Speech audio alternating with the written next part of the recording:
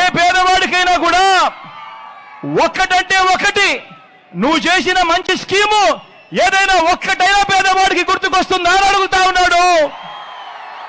ఈరోజు మీ అందరి సమక్షంలో మీ బిడ్డ 14 ఏళ్ళు ముఖ్యమంత్రిగా పనిచేసిన నువ్వు ప్రజలకు మీకు ఫలానాది చేశాను, నాకు ఓటు వేయండి అని ఎందుకు అడగలేకపోతున్నావయ్యా చంద్రబాబు అని అడుగుతా ఉన్నాడు. ఈరోజు మీ బిడ్డ నువ్వు బచ్చా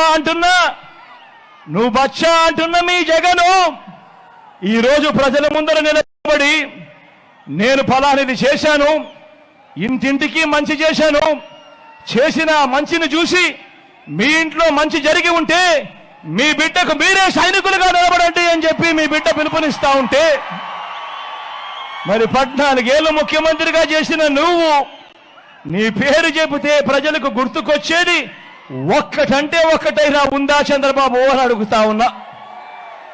ఆ చేసిన మంచిని చూపించి నేను ఈ మంచి చేశాను కాబట్టి నాకు ఓటు వేయండి అని అడిగే పరిస్థితి నీకు ఉందా చంద్రబాబు అని అడుగుతా ఉన్నా. 3 సార్లు ముఖ్యమంత్రిగా చేసిన నువ్వు 14 ఏళ్ళు ముఖ్యమంత్రిగా చేసిన నువ్వు కేవలం 58 నెలల పాలన చేసిన నన్ను బచ్చా అంటున్న మీ జగన్ను చూసి ఎందుకు భయపడుతున్నావయ్యా చంద్రబాబు అని అడుగుతా ఉన్నాడు మీ బిడ్డ. అయ్యా చంద్రబాబు,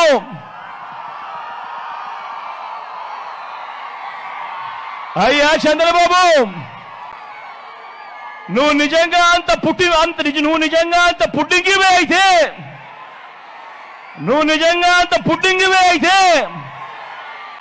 బచ్చా అంటున్న నన్ను ఎదుర్కొనేడానికి ఇన్ని పార్టీలతో పొత్తులెందుకయ్యా అని అడుగుతా ఉన్నాను చంద్రబాబును.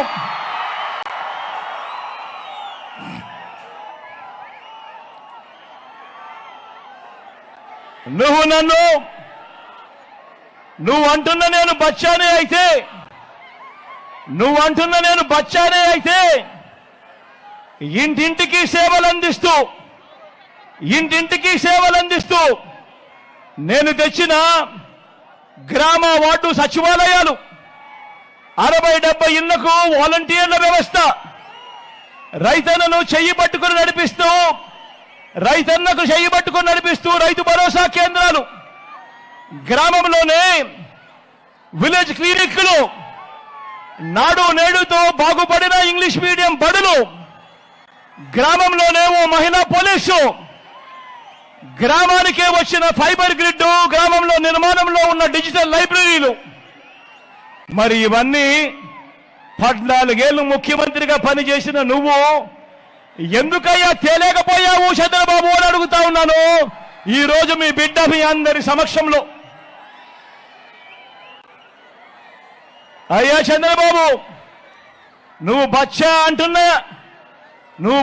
అంటున్న ఈ జగన్ నా 58 నెలల పాలనలో ఎక్కడా అవినీతి లేకుండా, ఎక్కడా వివక్ష లేకుండా ఏకంగా 130 సార్లు బటన్ నొక్కి నా అక్క చెల్లెమ్మల కుటుంబాలకు డీబీటీగా ఏకంగా 2,70,000 కోట్ల రూపాయలు నేరుగా మీ బిడ్డ బటన్ నొక్కుతా ఉన్నాడు. నా అక్క చెల్లెమ్మల కుటుంబాల ఖాతాల్లోకి నేరుగా వెళ్ళిపోతా ఉంది. ఎక్కడా లంచాలు లేవు, ఎక్కడా వివక్ష లేవు. నేరుగా నా అక్క చెల్లెమ్మల ఖాతాల్లోకి నేరుగా వారి చేతికి ఇచ్చాడు మీ బిడ్డ. మరి నేను అడుగుతా ఉన్నాను, నువ్వు నేను బచ్చాను అయితే నువ్వెందుకు చేయలేకపోయావయ్యా చంద్రబాబు? నువ్వెందుకు ఇన్ని బటన్లు నొక్కలేకపోయావు చంద్రబాబు అని అడుగుతా ఉన్నాను. ఈరోజు మీ అందరి సమక్షంలో అడుగుతా ఉన్నాను.